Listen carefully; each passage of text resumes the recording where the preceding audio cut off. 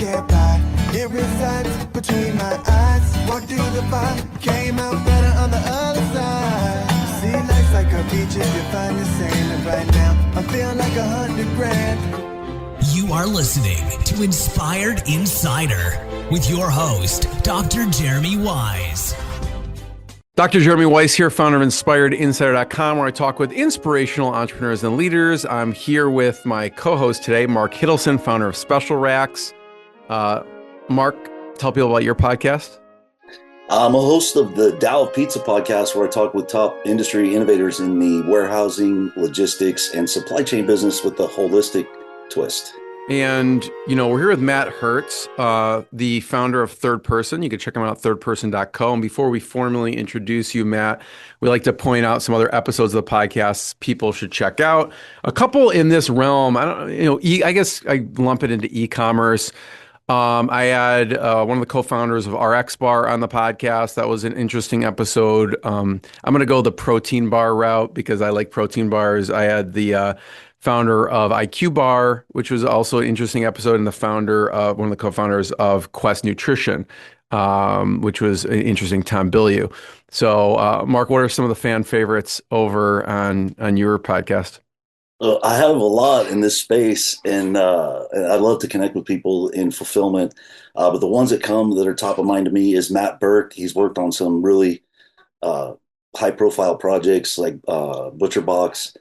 Chris Murphy, a longtime friend of mine in 3PL business. And then recently I interviewed Jeremy Van Pufflin of Prism, and they've done some automation that was interesting. So those are some great episodes to check out. Awesome. Yeah, check that out. And this episode is brought to you by Rise 25 and Special Racks. I'm going to just say Mark is a humble guy, and he's also one of the nicest people on the planet.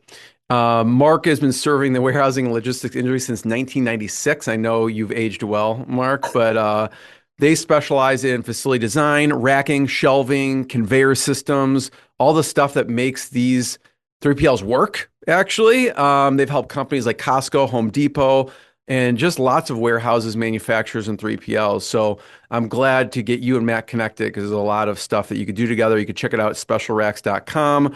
And Rise 25. Rise 25, we help businesses connect to their dream relationships and partnerships. We do that. Number one, we're an easy button for a company to launch and run a podcast. We do the strategy, accountability, and the full execution production.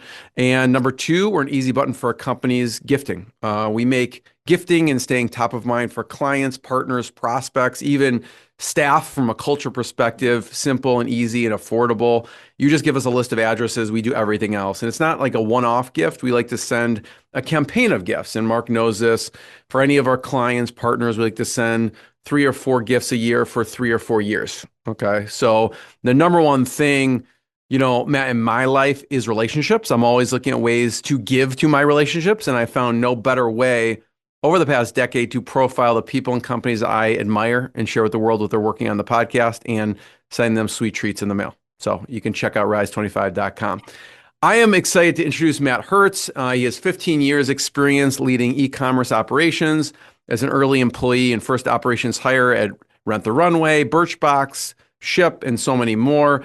In 2017, he founded Second Marathon, which is a supply chain consultancy. They've helped e-commerce brands like Hexclad, Away, Thuma, BarkBox, Birdies, and Milk Bar optimize their supply chains. And he launched Third Person, which is a digital marketplace and enables e-commerce brands to discover and connect with 3PLs. Matt, thanks for joining us. Thanks for having me, Jeremy. I've done a number of webinars and podcasts over the years, and I think your way of distilling my background into that 15-second soundbite was probably the best I've heard. So, no, thanks for having me, and Mark as well. It's great having 2 co-hosts to drill me for the next few minutes here. Yeah. This is going to be pleasurable. But just start us off with Third Person and what you do, and I'm going to pull up your website, and we'll poke around. Sure. Yeah. So as you mentioned quite succinctly, Jeremy, Third Person is effectively a digital marketplace that helps e-commerce brands discover and connect with 3PLs. The way I kind of explain it to my 75-year-old mother who has no logistics background is it's sort of like a dating app, helping brands find fulfillment partners. So completely free experience for brands to use. They sign up, takes a few minutes to share a little bit of information on who they are as a brand and their needs, their profile. And then at the core of our product, we've built this AI powered algorithm that essentially scores Mark's hot sauce company against each of the hundreds and hundreds of 3PLs that we have on the platform, each of whom have also shared their ideal client. So they've taken the time to share with us what good looks like for them. And our matching algorithm will then present the top 10 matches ranked by score and enable the brand to connect with any of those directly through the platform. So a really simple tool to help 3PLs get qualified leads and help brands find qualified partners for their own needs. I forgot to give a shout out to Evan Rock. That's the reason we met, actually. Evan Rock of Quiet Logistics. When I was looking for a 3PL, he's like, we're not a fit for you. We're not a fit for you, but you need to talk to Matt. And I went on the platform. It's super easy to use and it gives amazing suggestions. So I've personally used it. Talk about the evolution of the pricing model a little bit? I know it's free for brands to go on and find it. Sure, yeah. So we're not a church or a charity here, so we need to make our money somewhere, somehow.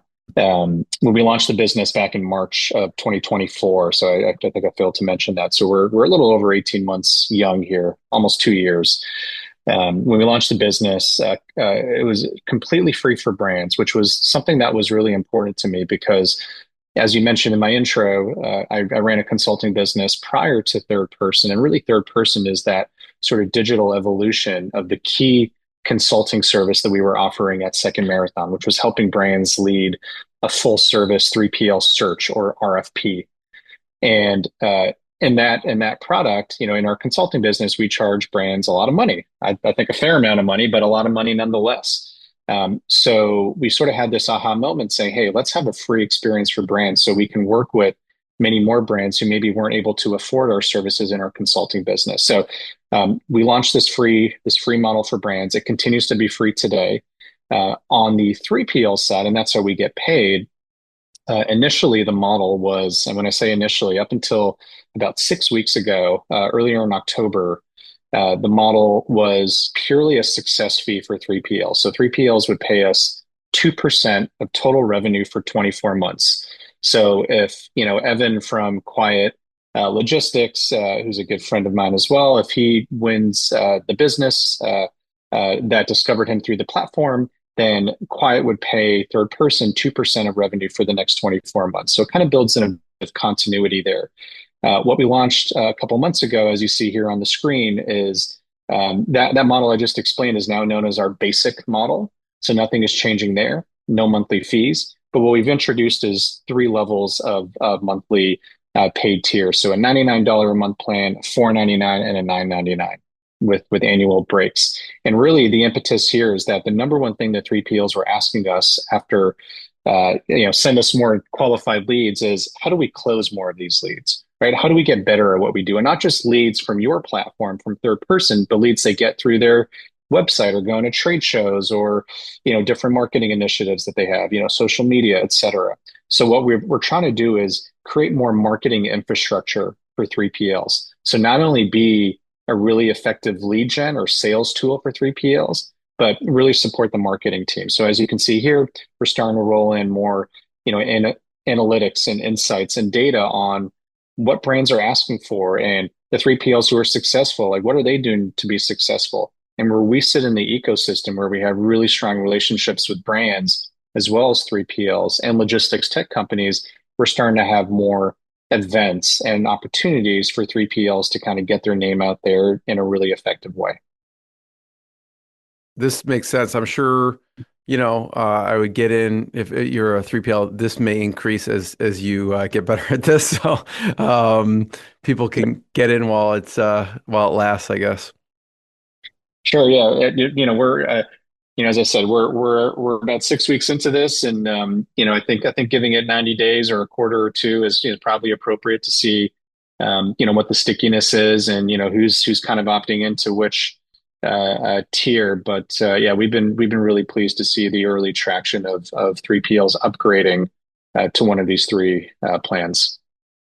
Yeah, I'm eager to jump off the call and text about 10 people. So my top clients are 3PLs. And I mean, this looks awesome. And I'm not sure. I mean, I don't think I try to stay on top of where things are going, but the things people complain about, like the RFP process is kind of clunky. If you have your own website and you're a 3PL, you do end up weeding out a lot of non-fits. So I had an earlier question though. I wanted to jump in. Would you share a little bit about your transition from the warehouse side and an operator, sort of like before second? How did you get into consulting? Do you mind going back and sharing a little bit about your background? Yeah, absolutely. So, yeah, I came from the operating side, the brand side. I was that sort of in-house, head of operations person at a few startups, going back to 2009 when I joined what was a little known company, Rent the Runway, a women's dress rental business, which is now a publicly traded company. But I joined them a couple of weeks into that business as their fifth employee and first operations hire with no operations experience, by the way. I don't think I could even have spelled FedEx back then, but I was fairly fungible, and was able to sort of figure things out initially, and then joined the team at Birchbox as their first employee, and help them get to about 1 million orders a month in revenue. A couple hundred million dollars. Sorry, a million orders a month in orders, and $200 million a year in revenue. So we were really that rocket ship, and it was a lot of fun being kind of an in-house operator and managing, the warehousing side, where we mostly work with 3PLs, as well as, negotiating shipping costs and procurement and packaging and some CX and planning, kind of all the functions. And, I wanted to start my own business, is sort of the candid truth. And I was born and raised in Canada. I was living here in the United States. I was living in New York and then San Francisco, and I've been here in Nashville for about 8 years.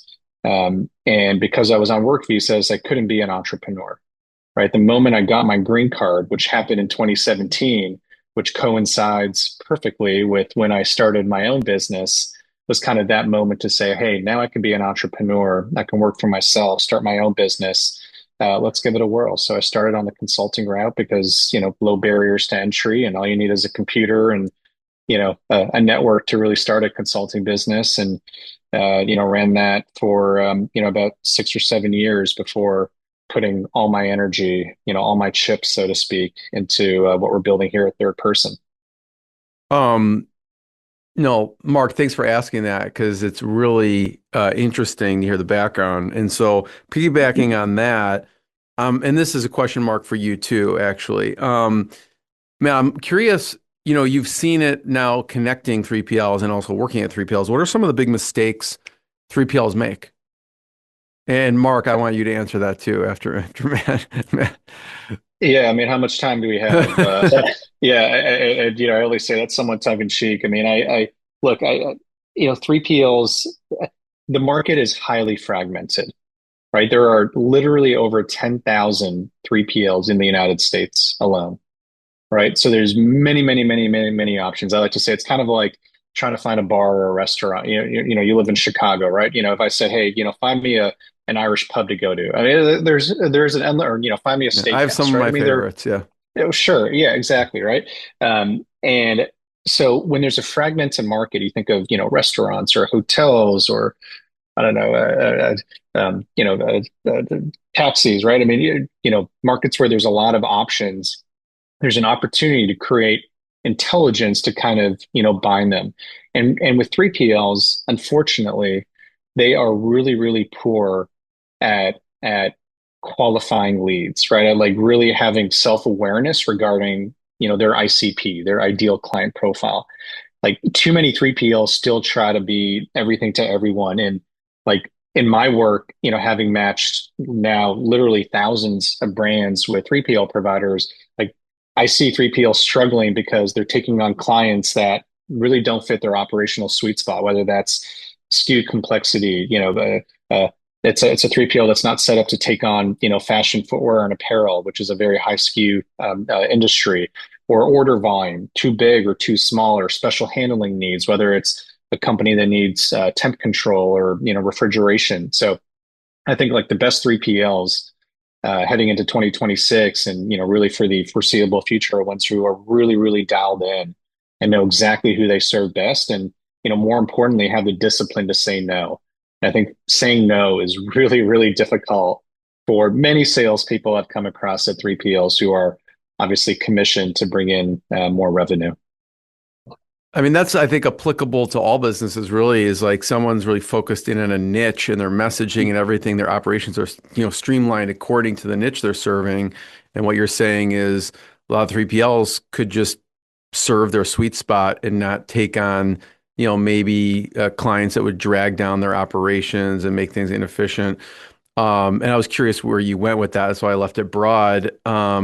Mark, what about you? What are some, and you may have a different take, like from the actual, you know, layout perspective, but what are some of the mistakes you see 3PLs? Because you go in all the time and you're kind of, outfitting their operations in a sense.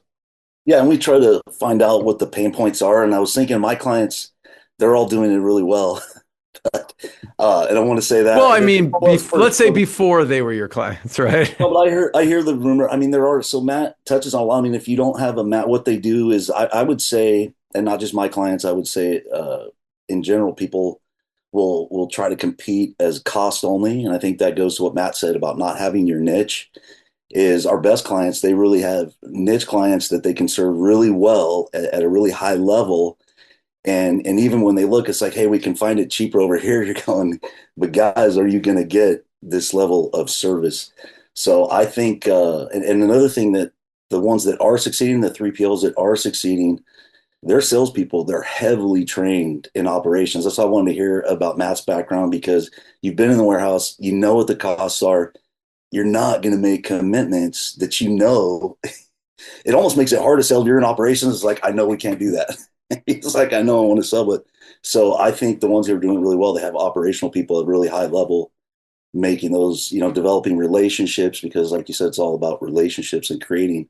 That's what's exciting about your project, Matt, is that you're really doing a done for you matchmaking service, which I think that's, in 3PLs, it's the hardest. If you had everybody in the right space at the right thing, everybody would be happy. The cost structure would be right, and everybody would get their stuff on time. Absolutely. I mean, just on that point, Mark, I like to say that there's not any, everyone, if I had a nickel for every time a brand came to me and said, I hate my 3PL, I'd probably be retired, right? I wouldn't have to run this business, right?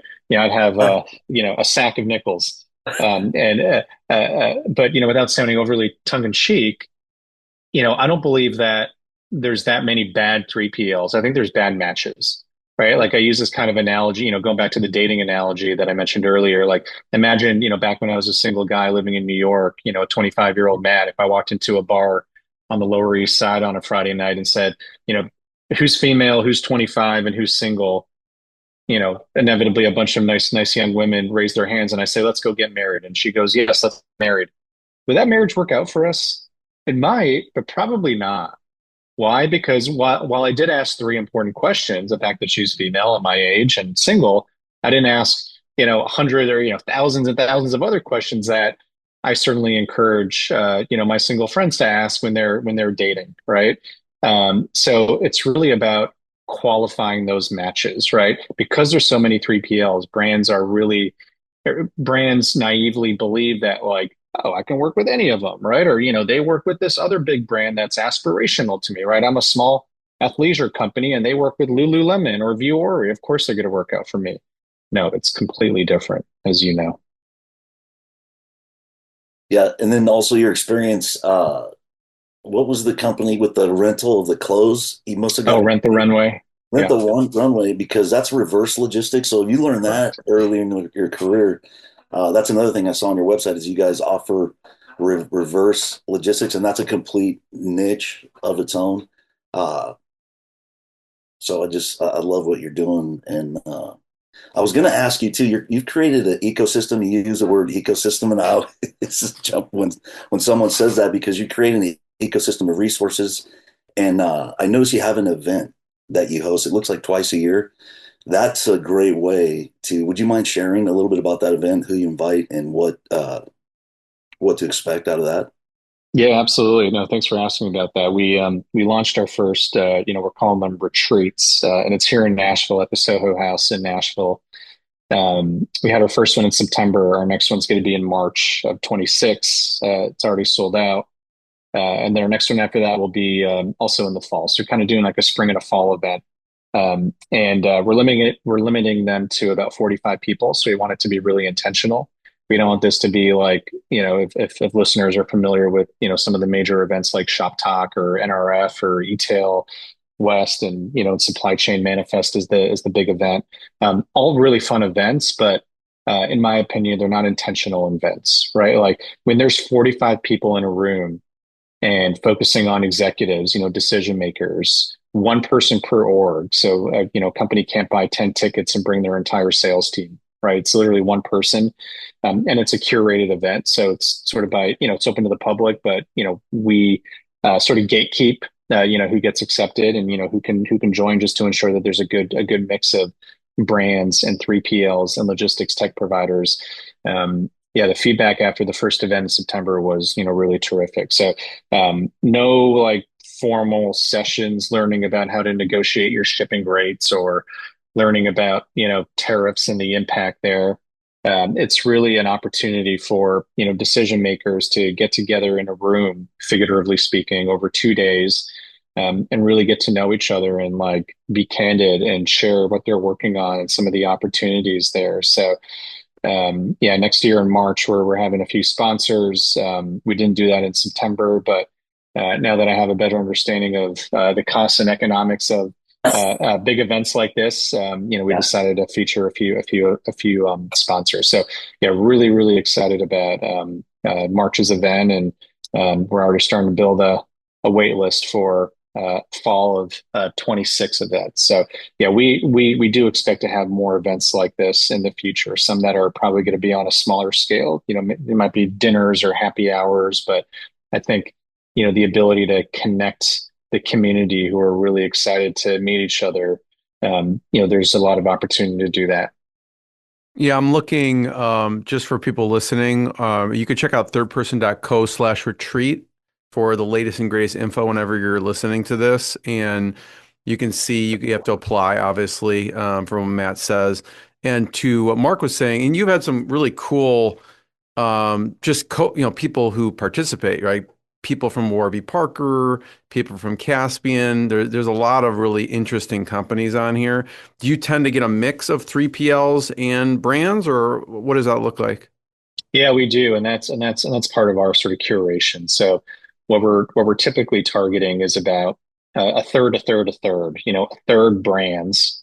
So a third of the roughly 45 attendees are going to be represented by brands. And so they work at shippers, right? E-commerce companies. The Warby Parkers of the world, as you mentioned.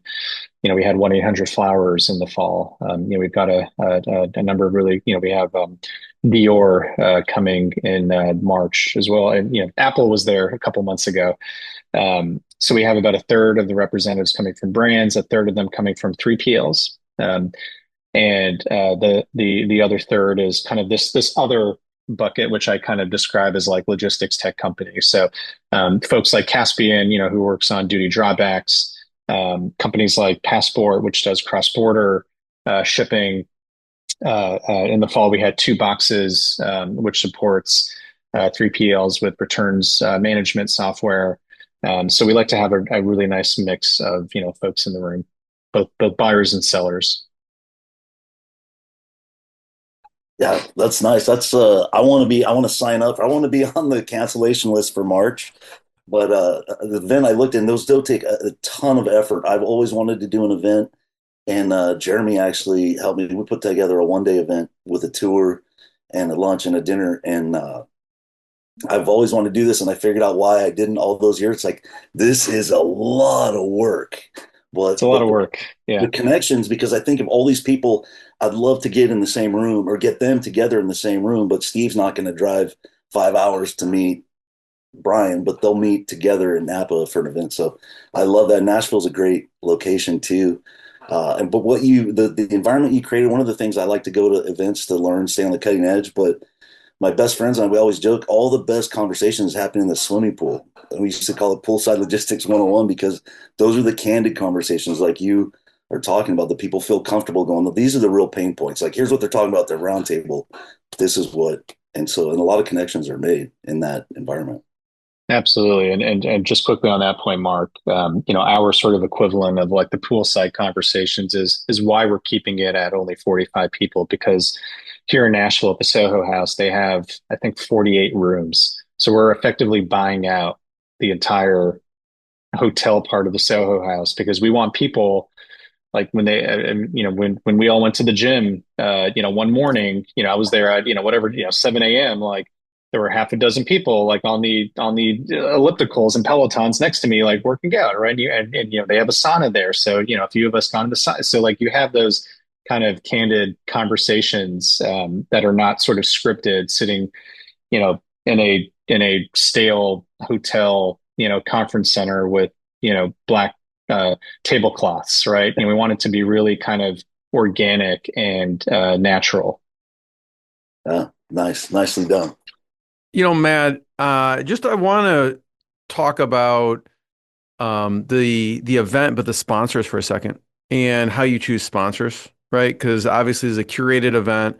And so obviously they're paying you, so we'll give a shout to them too. But also, what are some of the different types of sponsors I'm looking here? This is for this next one, but obviously you've got a lot of them.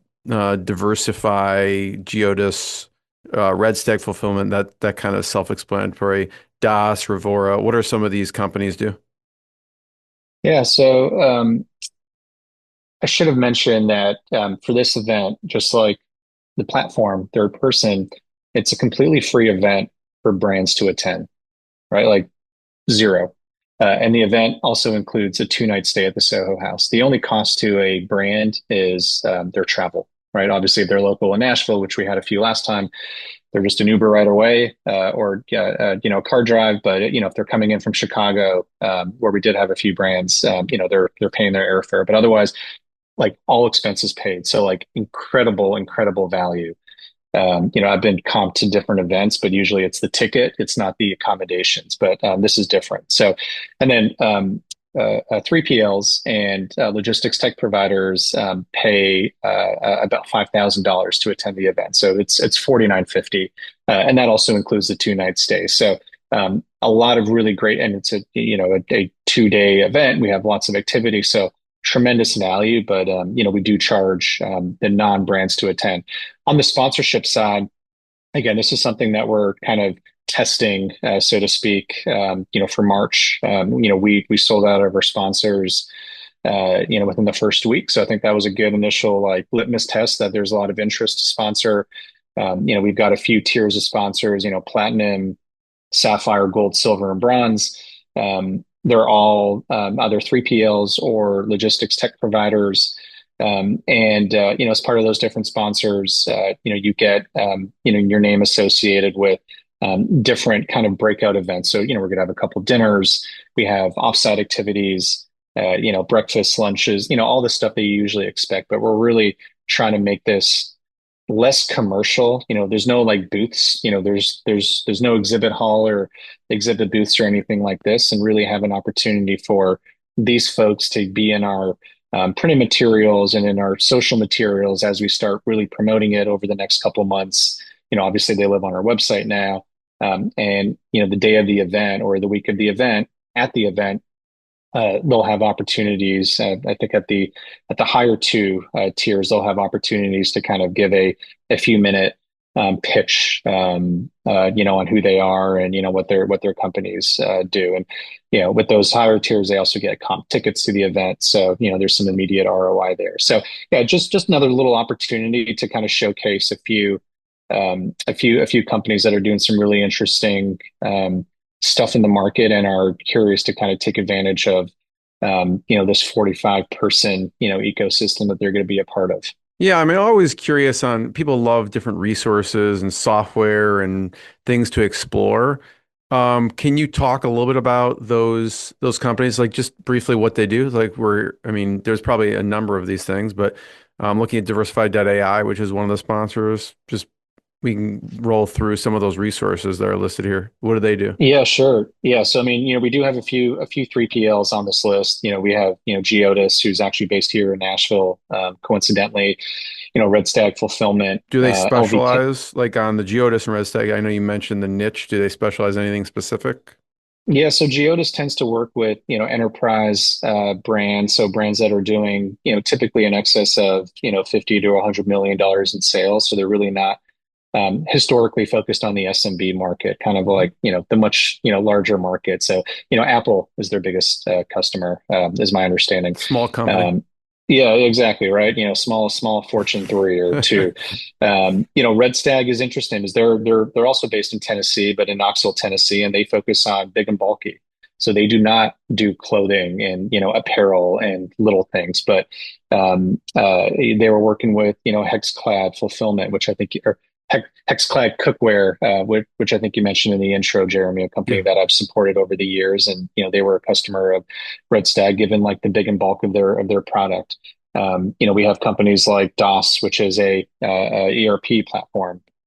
We have companies like Tusk Logistics, which is an alternative carrier platform. It just essentially helps connect some of these smaller regional and alternative carriers that you're seeing more and more in the market. They built some really cool software behind that. We've mentioned Caspian, in the duty drawback space. So really a nice mix of partners who are participating, and it gives attendees an opportunity to kind of look at their, especially on the brand attendees, to look at their supply chain and even like their, where e-commerce meets supply chain, look at their entire stack and meet some like really innovative companies like Diversify and DOS and Revora, What do and those do? Passport. Subversive. Um, This looks really interesting. yeah, yeah. So Diversify is actually using this as an opportunity, this event as an opportunity to um, my understanding is that they're going to put behind a lot of marketing leading up to the event, because they're announcing some really interesting new products and sort of coming out of stealth mode. You've probably not heard of them because they have been sort of under the radar purposely, for the first few months here. But they're really building an AI based tool that helps shippers and 3PLs kind of optimize their transportation spend. So they're spending a lot of time on AI diligence for billing, and allowing the shipper, the user, to really optimize how they ship and where they ship, across all different carriers. So really interesting business. The other one you mentioned was You mentioned Revora, or was that? yeah, yeah. So interestingly, Revora is in a similar space as Diversify. They're also, very early stage. The two co-founders of Revora are very good friends of mine. I've known them for over a decade, and they're also building tools and AI for 3PLs to really help them optimize the solutions that they provide customers, the end shipper. So really interesting business that's also very, very early days in their journey. And then Passport? Yeah, sure. So Passport Global is as the name suggests, they're a cross-border shipping carrier. So started by Alex Yancher, who's been a friend of mine, also for many years. Full disclosure, I am a small investor in Passport, and Alex is a small investor in Third Person. Um, uh, and a really interesting business, asset-light business, but really focused on helping shippers in predominantly in the United States. When I say shippers, it's largely 3PL customers, provide a cross-border solution. So if you're a US based brand shipping out of the US into Canada or into the UK, or elsewhere around the world, you can work directly with Passport to facilitate that cross-border movement. So it's both the actual transportation piece of it, as well as now with this environment with tariffs and all the change that's been happening, they've become sort of like the pretty girl at the high school prom, where everyone's curious about different solutions to stay ahead of the market. Love it. No, thanks for sharing that. Mark, I'll let you ask the next question. If you have any other resources to piggyback on that, feel free to share any other companies or software or things, because I know you see a lot of stuff too. Yeah, I was curious if you do anything. I know you mentioned Milk Bar earlier. Do you do a lot in the food space or frozen? In California, that's a lot of our business is frozen. Just a lot of food's grown here. Do you have those niche 3PLs and clients? Yeah, yeah, absolutely. So, part of my goal with third person and because it's a marketplace, part of my goal in creating sufficient supply is understanding or ensuring that we have a partner for everyone, right? We want to have both providers who support enterprise shippers, small SMBs, pre-launch businesses, that company making protein powder that's pre-launch. We want there to be options for them. We also want options for alcohol shippers, wine shippers, out in your neck of the woods. So, wineshipping.com is one of the largest wine shippers in the market. They do most of the wine of the month clubs, in the Napa Valley, and they're on the platform. But we also have options. So if you're shipping fresh salmon or, I have a friend who runs one of the largest stone crab companies in Miami, and they ship stone crab overnight around the country, and there's not many 3PLs who would be able to support that, right? With their refrigeration and frozen capabilities. So you mentioned Milk Bar, right? I mean, they're shipping ice cream and cakes and truffles and highly perishable food. We've worked with a handful, the Fulton Fish Market in New York, right? A handful of other brands in kind of a similar space. So we need to ensure that there's sufficient supply. So that would Mark's steak company, I think you mentioned ButcherBox earlier in the call, or a fresh food company, is coming to us seeking fulfillment support. That we have, at least a couple options for them. So, yeah, these sort of niches, cannabis, CBD, right? That's becoming really popular too. So, yeah, these niches are really important for us to be able to ensure that there's sufficient supply or an ample number of partners who can support their specific needs. I have one last question, and then I'll let Mark ask a question. Um, but you mentioned one thing before I ask is I had Dan Zawacki, who started Lobstergram in 1986. And so it's funny, that interview is, I said, what do lobsters, Howard Stern and Oprah have in common? It was Dan Zawacki with Lobstergram. I think he got he wanted a brand new Lexus. He went into the dealership and just offered him whatever it was, like $20,000 worth of lobster grams or something like that. And they gave him well, not free, but they gave him a Lexus or something like that. But it's a fascinating interview on, again, like shipping a lobster overnight. He started, I think, putting them in his trunk and like I think he shipped them himself until he figured out a better way. But, my last question is just you mentioned conferences and groups. I'm wondering in the e-commerce space, whether it's logistics or the brands, you mentioned Shop Talk. What are some of the either groups people should check out or other events that are good to check out? There's a lot of the big events. We mentioned some of them. I'm certainly biased to smaller events. I was just at an event hosted by Fulfillment IQ, who's another sponsor of our retreat in March. And they do a lot in technical consulting for 3PLs. I went to an event in Toronto a couple of weeks ago, which was really, really rude to have a conference in Canada in the winter, but it was That's really, really terrible. fun. Yeah, right. I shared that feedback. It's like having tongue in a cheek. conference in Chicago that no in the winter. Yeah, yeah, exactly. Toronto might even be worse, but in any event, it was a really fun event. It was a 1 day event, and there couldn't have been more than 100 people. So it was just another touch point, or I should say, validation that these kind of smaller, more intimate events are really cool. So I've always loved like the industry specific events. So there's a big event also in Vegas featuring, I think it's called it's a major pet conference. event. I think it's called it's not Zootopia. That's the movie, but it's some funny name like that. But they have all these kind of vertical specific events, in beauty and fashion and the fancy food show, which is also usually in Vegas. And I tend to enjoy those shows. But I think the ROI on those big events is really difficult to validate or to prove, if you're the one spending money Super to Zoo? attend. Is it Super Zoo? Super Zoo, that's the one. That's Okay. the one. Zootopia. Yeah, I Super have Zoo. kids too, so Zootopia would be like that's what I'm thinking of. But yeah, I got you. Yeah, Super Zoo. yeah, exactly. Super Zoo.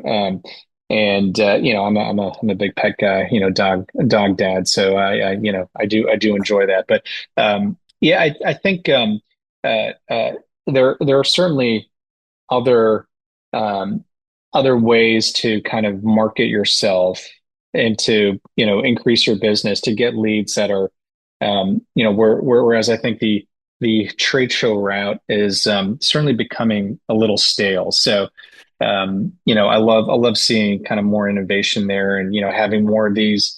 There are a couple companies that I advise just personally on the side, and they've been really successful in having like small dinners, right? There's one that had a dinner, like a private dinner in Denver last night, and they had, I think it was 18 people at a steakhouse, and also like very curated, nice mix of people. And like at an 18-person dinner at a nice steakhouse in Denver or in Chicago or here in Nashville, you can actually like meet people and have really, really thoughtful conversations. So I don't want to say that I think that's the trend going forward because I'm still seeing a lot of the former, the big 7,000 person events, at the Venetian or at, the Bellagio in Vegas. And look, there's a time and a place for that. I go to some of those events as well and get my value, but I think the more sort of intimate settings, in-person environments, the happy hours, the dinners, the one-day events, I think are a really interesting opportunity to participate. Love it. Yeah, I love that. I love everything you said. I'm the Warehouse Education and Research Council National Conference is something that I kept on my calendar for years. Have you heard of that, Matt? Work? It doesn't ring a bell. Yeah. Logistics. I want to plug them. It's one of the bigger, but that's where we invented poolside logistics 101. So I love everything about what you're doing. And I kind of have a two-part question. I don't know if it's even related, but would you mind sharing your favorite book, either one you've read recently or all time? And what would you say? Because I'm not kidding. I mean, I probably have 10 or 20 people that want to say, hey, you really need to check this out. What would you say to the 3PLs who I tell to check out your website? What would you advise? So two-part question, favorite book, and what would you tell potential 3PLs looking at your platform? Yeah, sure. My favorite book, it's probably a two-way tie, but uh, the first one I'll mention, I try to read every January, and I've been having a pretty good record over the last decade or so. But the famous book that we all probably know, Dale Carnegie's How to Win Friends and Influence People. Just a kind of cliche for me to say that, but yeah, it's just a fantastic, fantastic book. Every time I read it, I just it uh, um, um, sort of recalibrates the way I kind of approach certain situations. So fantastic book. It's almost 100 years old and it still lasts the test of time. One of The my other book favorites that of I, all time. Love it. Absolutely. Yeah. Yeah, thank you for yeah, mentioning that. Yeah. yeah, great. And then the other book that I love is going back to my investment days is and I'm a huge advocate of Warren Buffett. And Warren Buffett's a huge advocate of his teacher, Ben Graham. So The Intelligent Investor. That's a difficult book to read every year. But I've read it a couple times and I'm always kind of clipping up excerpts from it. So yeah, that's also kind of a classic book as well. Probably over 100 years old now, 120 years old. So um, yeah, fantastic book. Um, your second question, Before you well, get to that question, man, I'm just gonna give a shout to Mark's book here. If you're looking on the screen, Italian Mark, just pizza. just Yeah. uh, talk briefly about this. Yeah, I worked on this book. I joked about it because I told people for 2 years that this project took 8 years to complete.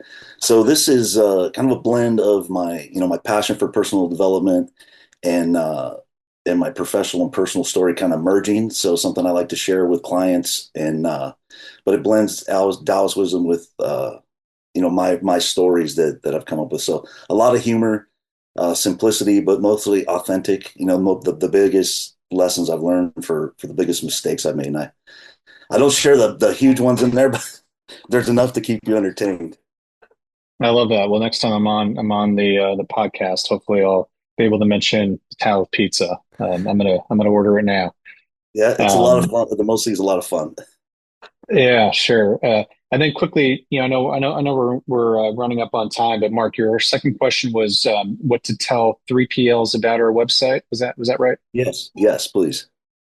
Yeah, sure. So, look, first and foremost, I'm happy to talk to any 3PL. I spend most of my day having conversations like this, meeting brands and 3PL. So, always happy to meet any 3PL that's interested in participating. As I mentioned earlier in the show, we do have a free model. I know that paying a monthly fee is not for everyone. I think we're offering tremendous value, and we're certainly encourage you to check it out. But if you do want to start on the free plan, we also we don't lock you into contracts. It's you can cancel anytime, upgrade, downgrade. So we want to keep it really flexible and put the onus on third person to provide our value every single month that you're paying us a fee. So we'll love for you to join. And if you're a 3PL looking for a new qualified lead gen source, there's no better place than to go to thirdperson.co to check it out. So check it out there. My email is Matt at thirdperson.co. So feel free to shoot me an email as well, or find me on LinkedIn and those other channels. Matt, I want to be the first one to thank you. Thanks for sharing the journey. It's been amazing. People can check out thirdperson.co to learn more. You could check out more episodes on inspiredinsider.com and also specialracks.com as well. And thanks, Mark. Thanks, Matt. Yeah, thank you. This gentlemen. is awesome. What I got, you can't buy.